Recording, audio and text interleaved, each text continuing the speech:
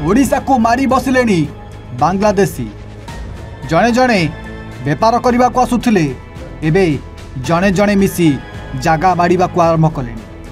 आ दर्शक बंधु यही गाँव में बांग्लादेशी केमिति घर कले टिके देखि नियंतु। हाँ आज्ञा एबे ओडिशार जमी बांग्लादेशी लोकंक हेबार लगी। जड़े जड़े जबरदखल करुचंती घर करुचंती घर करी रहउचंती पर ए जागा आमर ए घर आमर कही नाली आखि देखाउचंती। आ एमिति एही गाँव रे बांग्लादेशी कुआडे निजर जमी करी निजर घर कर सारे।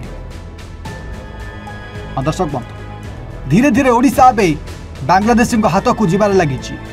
ओडिशार जमी एबे बांग्लादेशी ना रे हेबाकु जाउछि। आउ धीरे धीरे करी गोटे गोटे गाँ पर आउ गोटे गाँ है बांग्लादेशी ना रे हेबार लगी। दर्शक बंधु ए दृश्य को देखि नियंतु।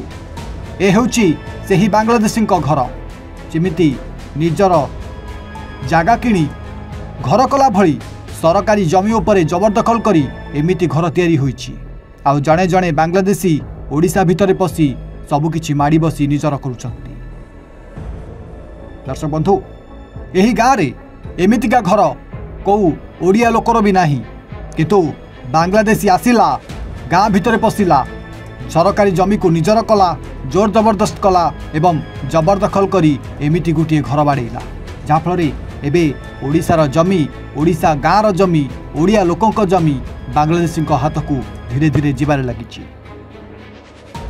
हाँ आज्ञा ए दृश्य हेउछि जगतसिंहपुर जिला एरसमा तहसिल अंतर्गत जिराइलो पंचायतर बड़ बेलारी मौजा खाता नंबर 102 एवं प्लॉट नंबर 3 सरकारी भूमि को जबरदखल कर दृश्य, जोठी विष्णुपद भौमिक जड़े बांग्लादेशी ही एमिति गाँव में जबरदखल करचंती। आउ एते बड़ घर तैयारी करी निजर घर बोली कहउचंती। किंतु ये ओडिशा सरकार का जमी होइतिबा बेले ओडिया लोकों जमी होइतिबा बेले एही बांग्लादेशी एमिति घर मारिथिबा जଣା पड़िछि। तेबे एही भली बांग्लादेशी को कौन करा जिबा दरकार आपण निजे टिके कहंतु। जो माने ओडिशा को व्यापार वाणिज्य करिया को आसुचंती ओडिशा रे व्यापार करी लोकों सहित संपर्क बढ़ाउचंती ओडिशा विषय तथ्य संग्रह करी निजर गुंडा पणिया को देखाउचंती पर ओडिशा जमी को निजे जबरदखल करी सेही जमी रे घर तैयारी करी रही जाउचंती पर से जमी को निजर जमी बोली कहउचंती। जहाँफल दर्शक बंधु एमिति ए विष्णुपद भौमिक नामक ए बांग्लादेशी जनक एमिति ओडिशा रे एही गाँव रे घर करथिबा नै सबआडे चर्चा होउछि। देखा पाखे रहिला ए घर को केबे सरकार निज अख्तियार को नौचंती आ ए भली जबरदखल करी ओडिशा रे घर कर रहउतबा बांग्लादेशी मानकु केबे तड़ी तड़ी बांग्लादेशी पठा जाउछि। पाकिस्तान बांग्लादेश जो विभाजन से जो मैंने आसी से सरकार उत्साहित करते आम जी जानी आम ये केन्द्रापड़ा अंचल भी अच्छा किंतु परवर्ती समय बोले यही 10 वर्ष 15 वर्ष भर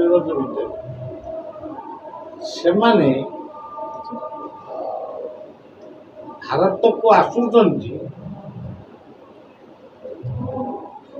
काम करिवे परिश्रम करिवे अर्थ उपार्जन करिवे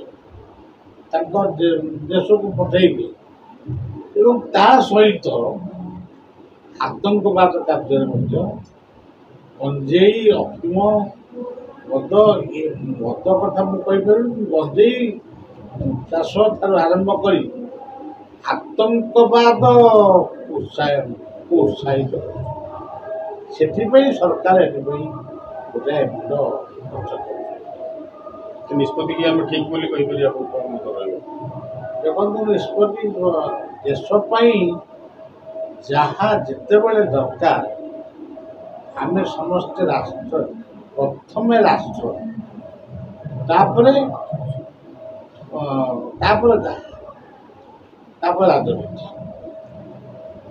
पाकिस्तान जो मैंने विदा हेले आमर एठू मैंने पाकिस्तान गले पाकिस्तान सरकार माने गेट बंद कर लोग सुइसाइड कर କେତେକ ଲୋକ ବସି ବସି ସେଥିରେ ତାକୁ ଇଏ କଲେ ସେ କେଉଁଠି ରହିଲେ କ'ଣ କଲେ ସବୁ ମୋଟାମୋଟି କଥା ସବୁ କଥା ଗୋଟେ ମିଶ୍ର ପ୍ରତିକ୍ରିୟା ଅଛି। ମୁଁ ଜଣେ ଆଧ୍ୟାତ୍ମିକବାଦୀ, ମୁଁ ତ ଏ କଥାକୁ ଗ୍ରହଣ କରିପାରୁନି। କାରଣ ଲୋକମାନଙ୍କୁ ଆମେ ପଠେଇବା ସେ ଯିବେ କୁଆଡ଼େ। ବରଂ ଆମ ଦେଶରେ ଯେଉଁ ଦୋଷୀ ଅଛନ୍ତି ତାଙ୍କରି ଭିତରେ ଆମେ ତାଙ୍କୁ ଦଣ୍ଡିତ କରିବା, ତାଙ୍କୁ ଆମେ ବିତାଡ଼ିତ କରିବା। କିନ୍ତୁ ଛୋଟ ଛୁଆମାନେ କ'ଣ ଦୋଷ କଲେ? ଗୋଟେ ସ୍ତ୍ରୀ ଲୋକ ସିଏ ବିଲକୁଲ ପାକିସ୍ତାନ ଦେଖିନି କି ବଙ୍ଗଳାଦେଶ ଦେଖିନି, ସେ ଏଇଠି ଜନ୍ମ ହେଇଛି ଏଇଠି ବାହା ସେ ବର୍ତ୍ତମାନ କ'ଣ? ତେଣୁ ସେଥିପାଇଁ ସରକାରଙ୍କ ପାଖରେ ବଳିଆ ମଧ୍ୟ ନିବେଦନ କରୁଛି, ମୁଁ କରିକି ପୁଣି ଖାଲି ପ୍ରେସ୍ରେ କହିବାନି, ମାନେ ପତ୍ର ଦ୍ୱାରା ଯୋଗାଯୋଗ କରିବା ଯେ ପୁନର୍ବିଚାର। ଅତୀତରେ ଆସାମରେ ହେଇଛି, ଆସାମ ବିପ୍ଳବରେ ହେଇଛି, ଏଠି କାହିଁ ହବ? ନେତ୍ରାନନ୍ଦ ବେହେରା ଆମ ଓଡ଼ିଶାର ଏରସମା ବ୍ଲକର ବହୁତ ଉପକୂଳ ଅଞ୍ଚଳରୁ ରହୁଥିବା ବାଂଲାଦେଶୀ କି ତୁରନ୍ତ ଏଠି ସରକାର ତରଫରୁ ଚିହ୍ନଟ କରାକରି ତାଙ୍କ ଦେଶକୁ ତାଙ୍କୁ ସ୍ଥାନାନ୍ତର କରାଯାଉ। ଆଉ ସେମାନେ ରହିକିରି ଏ ଜାଗା ଉପରେ ଅମାନୁଷିକ କାର୍ଯ୍ୟ କରୁଛନ୍ତି, ଅତ୍ୟାଚାର କରୁଛନ୍ତି, କ୍ରିମିନାଲ ଆକ୍ଟିଭିଟି ରହୁଛନ୍ତି। ଏମିତିଆ ସବୁ ଇଏ କାମରେ ଲିପ୍ତ ରହିଥିବାରୁ ଜଙ୍ଗଲ ଜମିକି ଅକ୍ତିଆର କରିକିରି ସେମାନେ ରହିକିରି କାୟ ବିସ୍ତାର ସ୍ଥାପନ କରୁଛନ୍ତି। 24 ବର୍ଷ ସରକାର ଥବା ଭିତରେ ତାଙ୍କର ଭୋଟ ବାକ୍ସ ସକାଶେ ଏ ଜିନିଷ ସେ କରିପାରୁନଥିଲେ, ଆଣିକିରି ଓଲଟି ଭୋଟ ବାକ୍ସ ବଢ଼ାଉଥିଲେ ବାଂଲାଦେଶୀଙ୍କୁ ରଖିକିରି। ଯେହେତୁ ନୂଆ ସରକାର ଆସିଛି, ଆମର ସରକାରକୁ ଅନୁରୋଧ କରାଯାଉଛି ତୁରନ୍ତ ତାଙ୍କୁ ଚିହ୍ନଟ କରି ତାଙ୍କ ଆଧାର ଭୋଟର ତାଙ୍କର ଖାରଜ କରିକିରି ତାକୁ ତୁରନ୍ତ ଏଠୁ ବିସ୍ଥାପିତ କରାଯାଉ, ନେଇକି ତାଙ୍କ ଦେଶରେ ଛଡ଼ାଯାଉ। ହଁ, ମୁଁ କହିବାକୁ ଏତିକି ଚାହେଁ, ଯେଉଁ ବାଂଲାଦେଶୀ ମାନେ ଭାରତରେ ପ୍ରବେଶ କରିକି ବର୍ତ୍ତମାନ ଯେଉଁ ପ୍ରକାର ବିସ୍ତାର ଲାଭ କଲେଣି, ବର୍ତ୍ତମାନ ଗୋଟେ ଭୟଭୀତ ବି ଲାଗୁଛି। ତେଣୁ ତାଙ୍କୁ ତୁରନ୍ତ ହଟେଇବା ପାଇଁ ଜିଲ୍ଲାପାଳଙ୍କୁ ଏବଂ ରାଜ୍ୟ ସରକାରଙ୍କୁ ଅନୁରୋଧ କରୁଛୁ ଆମେ, ତାଙ୍କୁ ତୁରନ୍ତ ହଟାଯାଉ। ଯେଉଁ ପ୍ରକାର ବାଂଲାଦେଶ ଗୋଟେ ଛୋଟିଆ ଦେଶ, ସିଏ ଏମିତି ଯେ ହିଂସ୍ର ହେଇ ଉଠି ହିନ୍ଦୁ ମାନଙ୍କ ପ୍ରତି ଯେଉଁ ବର୍ବରଚିତ କାର୍ଯ୍ୟ ଘଟେଇଛି। ବର୍ତ୍ତମାନ ବହୁତ ଆଗରୁ ଏଠି ବସବାସ କରୁଥିଲେ ଯେଉଁ ଭାରତ ଶାନ୍ତିପୂର୍ଣ୍ଣ ଦେଶ, ସେମାନେ ଆସି ପଶି ଆସୁଥିଲେ, ଆମେ ସେମାନଙ୍କୁ କିଛି କହୁନଥିଲୁ। ଆମ ପିଲାବେଳେ ଦେଖି ଆସୁଥିଲୁ ବାଂଲାଦେଶୀ ଲୋକମାନେ, ଆମେ ଦେଖୁଥିଲୁ ହଁ ଦୁଃଖରେ କି ଆସିକି ଫେରିବାଲା କାମ କରୁଛନ୍ତି, ତାଙ୍କୁ କିଛି କହୁନଥିଲୁ। ବର୍ତ୍ତମାନ ଆମ ପାଇଁ କାଳ ହେଇଗଲାଣି।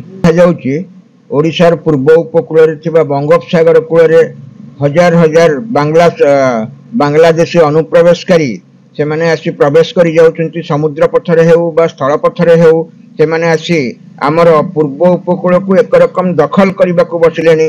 ଏ ଅଞ୍ଚଳର ଯେତେ ଜଙ୍ଗଲ ଜମି ତଥା ବିଭିନ୍ନ ସ୍ଥାନ ତାକୁ ଦଖଲ କରି ଚାଷବାସ କରି ସେମାନେ ଏକ ପ୍ରକାର ସ୍ଥାୟୀ ବାସିନ୍ଦା ଭାବରେ ଚଳିବା ଆରମ୍ଭ ହେଲେଣି। ବର୍ଷର ସରକାର ସେ ବିଷୟରେ କୌଣସି ପଦକ୍ଷେପ ନେଇନାହାନ୍ତି। ସେଇମାନେ ହିଁ ତାଙ୍କର ଭୋଟ ବ୍ୟାଙ୍କ ଥିଲେ, ସେଇମାନଙ୍କୁ ଆଶ୍ରୟ କରିକିରି ଗୋଟିଏ ସରକାର ଦୀର୍ଘ 24 ବର୍ଷ ଶାସନ କଲା। ଏ ପର୍ଯ୍ୟନ୍ତ କୌଣସି ଷ୍ଟେପ ନିଆଯାଏନି, ତାଙ୍କ ବିରୁଦ୍ଧରେ କୌଣସି ପଦକ୍ଷେପ ନିଆଯାଉନି। ସରକାରଙ୍କ ପାଖରେ ବର୍ତ୍ତମାନ ଯେଉଁ ସରକାର ନୂଆ ସରକାର ଆସିଛନ୍ତି, ନିବେଦନ କରିବି ସେମାନଙ୍କ ପ୍ରତି ପଦକ୍ଷେପ ନେବେ ଏବଂ ଓଡ଼ିଶାକୁ ଅନୁପ୍ରବେଶକାରୀ ମୁକ୍ତ କରିବେ।